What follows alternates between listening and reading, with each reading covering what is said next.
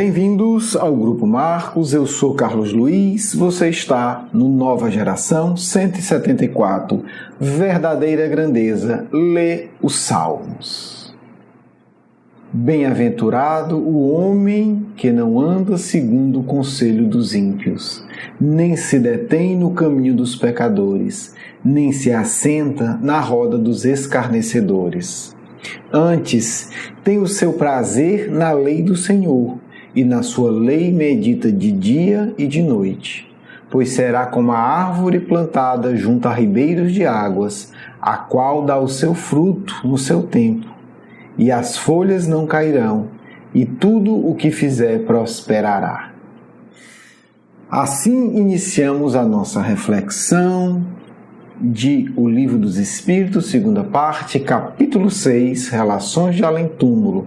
Vamos para as questões 274, 275 e 276.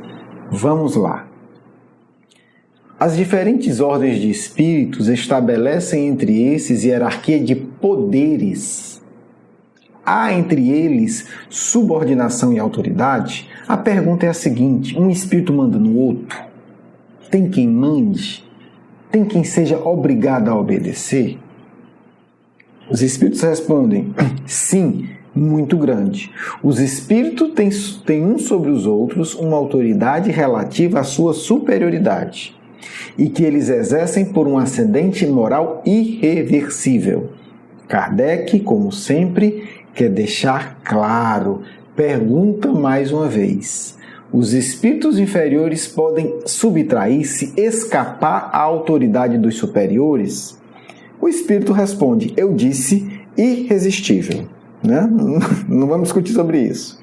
Kardec continua: o poder e a consideração que o homem desfrutou na terra lhe dão supremacia no mundo dos espíritos? Não. O poder e a consideração da terra não dá situação superior no mundo dos espíritos. Continua a resposta: pois lá os pequenos serão elevados e os grandes rebaixados. Ponto. Continuam os espíritos. Lê os Salmos. Isso mesmo. Os espíritos mandam o senhor Allan Kardec ler os Salmos. Na verdade, mandam todos os espíritas. Leiam os Salmos espíritas. Para mim, é um terremoto. Porque há muito tempo atrás eu tinha a arrogante ilusão de achar que com o espiritismo eu tinha a resposta de tudo. Não precisava ler nada. Que tolo eu fui. Graças a Deus, começo a reconhecer isso. O espiritismo vem, como colocamos no curso Doutrina Secreta, vem nos ensinar a ver a grandeza da sabedoria universal, que está registrada na Doutrina Secreta, que dá origem a todas as religiões, filosofias, ciências. O livro dos Salmos vai nos ajudar a refletir sobre o que é a verdadeira e a falsa grandeza. Essa é a questão. Muitas vezes nós somos vítimas da falsa grandeza. Como eu, quando me tornei espírita, tive aí uma expressão de loucura emocional, de uma grandeza, porque eu sou espírita, eu sei tudo, eu explico tudo, está tudo no espiritismo. Acho que cada um tem as suas, Importante, como diz Jesus, vigiar e orar. Kardec faz mais uma pergunta dentro da 275. Ele cria um item A. Como devemos entender essa elevação e esse rebaixamento? Porque eles citam Salmos: os pequenos serão elevados e os grandes rebaixados. Não sabes que os espíritos são de diferentes ordens conforme o seu mérito? Pois bem, o maior da terra pode pertencer à categoria mais baixa, e o seu servidor pertence à primeira categoria. Não compreendes isso? Não disse Jesus: quem se humilhar será elevado e quem se elevar será rebaixado? 276. Aquele que foi na terra e que se encontra entre os espíritos numa ordem inferior experimenta com isso humilhação? frequentemente, humilhação bem grande, principalmente se era orgulhoso e invejoso. Entendamos que estamos num mundo inferior. Quase sempre, o que é grandeza aqui é inferioridade, porque a maioria dos habitantes ainda reconhecem o valor da inferioridade, porque são inferiores e querem permanecer nesse estado de inferioridade. Há exceções, senão a gente estaria no inferno, né? Mas o padrão é esse. Importante ter esse cuidado. E importante ter o cuidado ainda mais profundo. Quais são as minhas ilusões de grandeza? Será que eu acho inconsciente ou então de uma forma velada que eu sou melhor do que os outros? Isso se revela muito na mediunidade. Assim, é impressionante a nossa capacidade de criar ilusão de superioridade porque recebe comunicação dos bons espíritos. Ora, os bons espíritos trabalham junto com Cristo, eles vão para todo canto. É simples assim. Onde eles veem que pode ser útil, eles estão lá. Eles não dizem, não, eu vou naquele médium porque ele é superior. Não necessariamente. Claro, gostariam eles e gostariam todos os bons espíritos que só houvessem bons médiums, só houvessem bons seres humanos na Terra, que todos se regenerassem. Mas a realidade não é essa. Então, eles trabalham para auxiliar a todos. Onde eles calculam, onde eles veem que a comunicação ostensiva vai ser útil, eles se manifestam. Quando eles veem que não vai ser útil, eles não se manifestam. Quando eles veem que não há o que fazer, eles se afastam temporariamente. Então a gente tem que começar a se preocupar com os sinais que a gente enxerga para detectar a nossa grandeza, seja na mediunidade, seja na palestra, seja na empresa. Eu estou me avaliando pelos critérios da verdadeira grandeza, da grandeza espiritual, da grandeza emocional, que eu, como filho de Deus, devo perseguir, devo buscar, devo investir nela, ou eu estou me avaliando com os critérios da falsa grandeza? Eu sou importante porque eu mando, eu sou importante porque tenho cargo, eu sou importante porque eu dirijo um centro espírita tal, eu sou importante porque eu sou um médium tal. Eu sou importante. Não interessa se você não fala, não interessa se não está claro, porque quando você desencarnar, a humilhação será bem grande. Se você alimenta isso, se eu alimento isso. Então, os Salmos é um livro muito interessante porque ele foi escrito por Davi, né? Nós temos um programa sobre o Davi, o 83. Foi escrito também por um dos filhos de Davi, Salomão, e por outros personagens sábios. É justamente essa reflexão do que é a grandeza do mundo. E o Davi viveu a situação da humildade social, né? Era um pastor simples, pobre, se tornou talvez o maior rei dos judeus, é considerado uma das maiores figuras do judaísmo, enfrentou conflitos emocionais terríveis, enfrentou problemas familiares terríveis, um filho abusou sexualmente de uma filha dele, um filho entrou em guerra contra ele para matá-lo e tomar o reino. Então, assim, alguém que teve uma vida, né, de grandes peripécias, de grandes altos e baixos. E isso traz um impacto que gera uma reflexão muito profunda. Cometeu erros sérios, construiu coisas belas. Então, talvez seja a figura central para a gente pensar o que é a verdadeira grandeza. Diz o Cristo que quem se humilha será elevado. E o se humilhar aqui, gente, não é se fingir de coitadinho, porque isso é uma grandeza disfarçada. O se humilhar é se medir pelo metro da verdadeira grandeza. Porque, meu amiguinho, se você ou eu for nos medirmos pelo metro da verdadeira grandeza, a gente se humilha de forma honesta. Eu realmente seria capaz do que fez Jesus? Eu realmente seria capaz do que fez, por exemplo, Estevão, como narra Emmanuel no Paulo Estevão? Eu realmente suportaria sem revolta a perda de 7, 8 filhos amados, como Bezerra de Menezes? Eu realmente suportaria a miséria, a doença e o abandono como Jó, que é o livro que vem antes dos Salmos? Realmente? Isso é se medir pelo metro da verdadeira grandeza. Realmente? O que é que causa revolta em mim? Eu tenho uma maturidade espiritual verdadeira?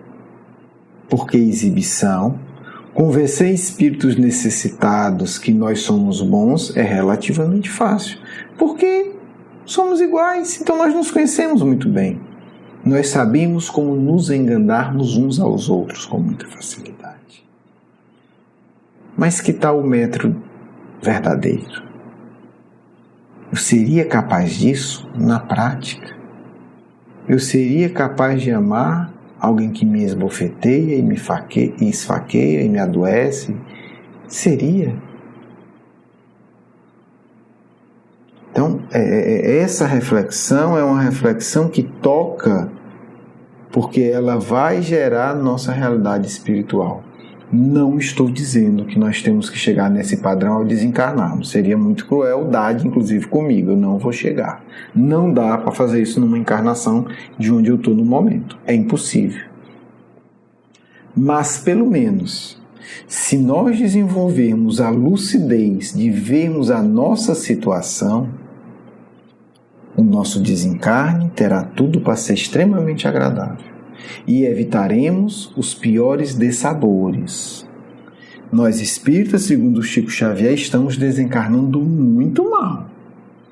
E eu me pergunto se não é esse padrão da falsa grandeza que nos envenena o ser. Porque vai ser muito estranho. Se você tem noção real da sua real situação, você estranhar porque não está iluminado ao lado de Paulo e Estevão. Porque muitos de nós alimentamos essas ilusões. Porque eu trabalho no centro espírita, então eu vou estar aqui do lado do mentor. Não sei. Não sei. Então, meus amigos e amigas, fiquemos com essa reflexão que Kardec apresenta e os espíritos da codificação. O que é a verdadeira grandeza e onde eu estou com honestidade e com reflexão nessa escala. O que é que aponta de verdadeira grandeza em mim? O que é que eu ainda tenho que desenvolver para essa verdadeira grandeza? E me desculpe, resposta vazia é fuga. Precisamos de especificidade. Nesses casos eu me irrito, nesses casos eu me revolto. Nesses casos eu já lido com maturidade. Façamos isso e conseguiremos começar a desenvolver uma medida íntima que, além de nos livrar de horríveis dissabores, poderá ser a base do nosso verdadeiro crescimento espiritual para um dia de fato alcançarmos a verdadeira grandeza. Um grande abraço, um grande beijo no coração. Vamos à nossa segunda parte. Que a paz do Cristo toque nossos corações, nos envolvendo de ternura, nos auxiliando a curar feridas tão difíceis que todos carregamos de muitas passagens infelizes por esse planeta áspero. Filhos, a humildade é a verdade consigo mesmo. A humildade é a aceitação de si mesmo, que permite uma maior relação com o Pai, com o universo, com as forças saudáveis e maravilhosas que cercam todos os filhos de Deus. Vocês não adoecem, porque algo ao redor de vocês vos ataca. Vocês adoecem por falta de humildade. Porque vocês não se abrem o suficiente para conseguir assimilar o que Deus constantemente está dando para vocês. Vejam, quanto mais arrogante o ser, quanto mais orgulhoso significa dizer, mais a ilusão e a mentira da autossuficiência. Ora, quem se julga e se finge autossuficiente, se fecha para as dádivas mais sutis da criação. O que se sabe necessitado do amparo divino, o que se sabe verdadeiramente precisado do amparo espiritual, naturalmente se abre para os bálsamos doces do amor de Deus e dos bons espíritos. Por isso, os pequenos são tão elogiados pelo Mestre. Não que haja muita diferença entre os grandes e os pequenos do mundo. É muito pequeno, é uma besteira de diferença para quem olha do alto, como Jesus de Nazaré. Muito parecidos.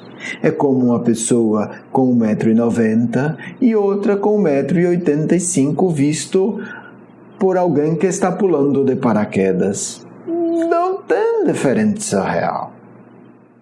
Mas por que então Jesus pequenos e grandes? Porque os grandes são aqueles que têm a falsa compreensão de que não precisam de nada, de que não precisam de ninguém, de que não precisam do Cristo, que não precisam dos amigos espirituais. Uns até chegam à loucura de achar que não precisam de Deus. Podemos dizer que grandes é a mesma coisa que tolo, é a mesma coisa de orgulhoso, mesma coisa que arrogante. E os pequenos são aqueles que têm consciência clara de sua fragilidade, de sua necessidade do amparo divino constante, que têm consciência da importância de estar vinculado ao seu guia espiritual, aos espíritos bons, que tem a consciência que precisa diariamente, com o coração aberto a pedir, Mestre, me abençoa, pois sem tua bênção eu nada posso. Filhos, isso é a essência do cristianismo. O Cristo veio ensinar para os corações do mundo, como a dizer, meus irmãozinhos, enquanto vocês se julgarem tão poderosos e tão grandes, vocês estarão fechando todo o ser de vocês para as energias mais doces de nosso Paizinho. Nosso Paizinho já manda essas energias para dar paz, para ser bálsamo, para vos tornar verdadeiramente poderosos. Mas vocês emocionalmente dizem, não preciso, não quero, eu basto a mim mesmo, porque sou grande e poderoso. E coitados, ficam sozinhos, como cegos, caminhando entre imensos abismos, causando imensa dor aos outros corações, e por isso trazendo imensa dor ao próprio coração. Por isso, filhinhos e filhinhas, abram seus corações para Deus. Reconheçam que são pequenos. Reconheçam que precisam toda hora da presença amiga de seus anjos guardiões para ter força, para ter paz e para ter coragem, porque o Cristo já estendeu a mão para todos nós. Precisamos nós, reconhecendo as nossas necessidades, aceitarmos a ajuda divina, a dádiva eterna que vai trazer a verdadeira felicidade para todos nós. Muita paz do amigo espiritual de sempre. Quero agradecer o seu carinho, a sua atenção e para conhecer mais do nosso curso Educação Espírita, um convite à juventude, do nosso programa Nova Geração e os nossos livros, por favor visite o nosso blog grupomarcos.com.br. Você é muito bem-vindo. Um grande abraço.